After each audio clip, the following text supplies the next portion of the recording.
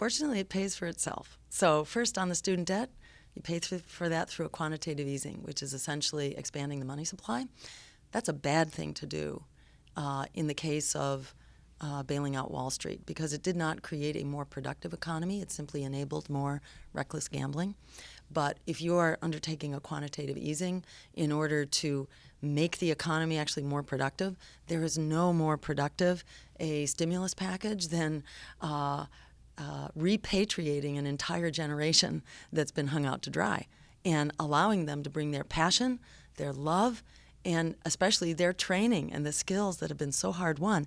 They could actually start doing those skills, creating small businesses and worker cooperatives and nonprofits to put to work their very hard won skills and abilities. So this is the very definition of a productive economy. And besides, the bailout for students is $1.5 trillion. For Wall Street, it was $4.5. And that expanded the money supply without really improving the economy, but we didn't get inflation. So, probably no downside and a lot of upside economically to do this for students.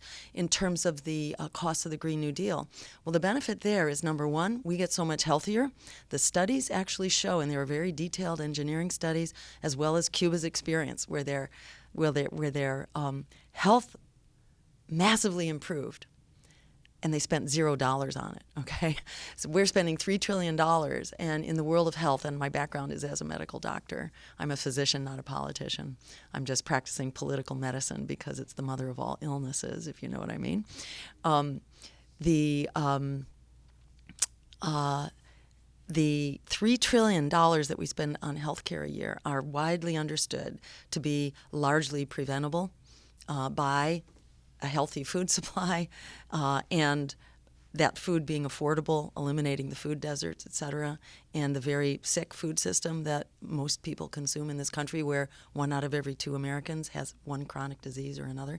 So we're a very sick society, and we spend $3 trillion a year not getting better, just barely coping, and in fact getting sicker. So doing these things that transform really the health infrastructure of our society stands to save half, and some say even more, of our chronic health expenditures. So we're talking potentially saving $1 trillion a year. And as Cuba demonstrated, when you do this, the savings turn around very quickly. You see the improvements rather quickly. The other savings, of course, is in the military budget, which is not making us safer, as we have seen play out over the last 15 years. We're spending $6 trillion, according to a recent Harvard study. By the time we have accounted for the costs of caring for our wounded veterans, which are critical, that we take good care of them. But it's $6 trillion. That comes to $75,000 on average per American household that has been spent since 2001, largely in Iraq and Afghanistan. Are we safer for that? Well, what we have are failed states, mass refugee migrations, which are tearing apart the Middle East and Europe, for that matter, and worse terrorist threats. So doing more of the same is not likely to produce different results. The terrorist threat only gets worse each time we bomb the living daylights out of them. We're actually calling for a weapons embargo to the Middle East and a freeze on the bank accounts of those countries that continue funding terrorist enterprises. And according to Hillary Clinton herself, in a leaked State Department memo, the chief funder of Sunni jihad around the world is still the Saudis. So, and this whole terrorist enterprise began back in Afghanistan with the Mujahideen.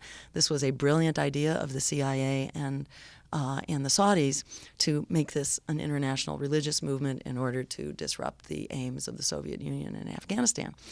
And there's, kind of been massive blowback from this plan of creating a global religious extremist militant movement.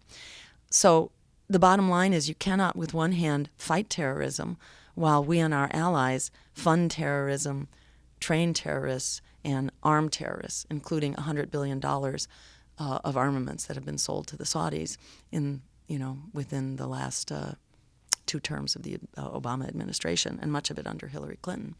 So, and the Saudis, as Hillary herself said, are supporting the global terrorist enterprises, including through their madrasas around the world that train desperate people around the world in the worldview of Wahhabism, the Saudi religious view that essentially has been adopted by Al-Qaeda and by ISIS. So there's a very dangerous enterprise here, but unfortunately we have been very closely connected to it. So we have to decide, are we going to fight terrorism, or are we going to fund it and arm it and train it? And I think the answer to that is pretty clear. Our foreign policy, unfortunately, has been kind of a marketing strategy for weapons sales. And that may be good for the weapons industry, but it's not good for us as Americans or for people around the world.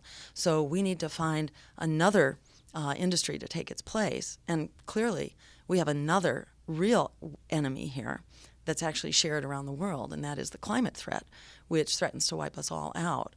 So we support conversion of our jobs and our economy to an emergency program, so there will be no jobs lost.